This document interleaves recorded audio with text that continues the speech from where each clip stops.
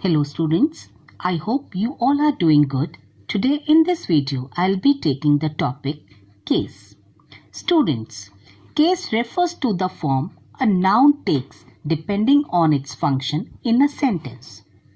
The case of a noun can be classified into 5 kinds.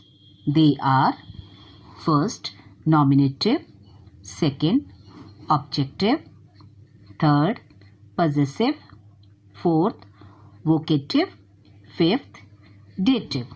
Now, let us study about each one of them in detail. First, nominative case, also known as subjective case. A noun is said to be in nominative case when a noun is used as the subject of a verb. For example, Rajat bought a bike. Here, Rajat is the subject of the verb bought. Rajat is said to be in nominative case. In chapter subject and predicate, we have already learnt how to find out the subject. But here is another important tip to help you. To find out the subject, put who or what before the verb. For example, for the above statement, Rajat bought a bike. The question will be, who bought a bike? Answer will be Rajat. So Rajat is the subject. Second, accusative case, also known as objective case. A noun is said to be in accusative case when a noun is used as the direct object. For example, John bought an orange. Here, orange is the object of the verb bought. Note, to find out the object, put what or whom after the verb. Like, John bought what? Answer will be orange. So, orange is the object.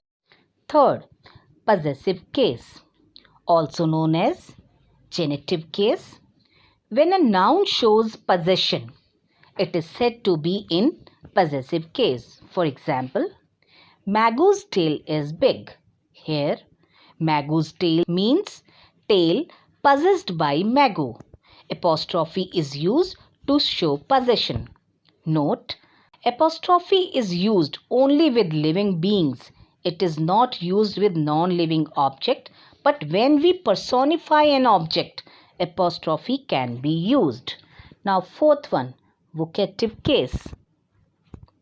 When the noun is the name of the person being spoken to, it is said to be in vocative case. For example, Praveen, come here. Here, Praveen is the person referred to. So, Praveen is in vocative case. Now, fifth one, dative case. A noun is said to be in dative case when it is used as indirect object. For example, I bought a gift for Priya. Here, there are two objects, gift and Priya. Gift is the direct object of the verb bought and Priya is the indirect object of the verb bought. So, Priya is in dative case. Children, to find out the direct object, check whether the object is directly associated with the verb.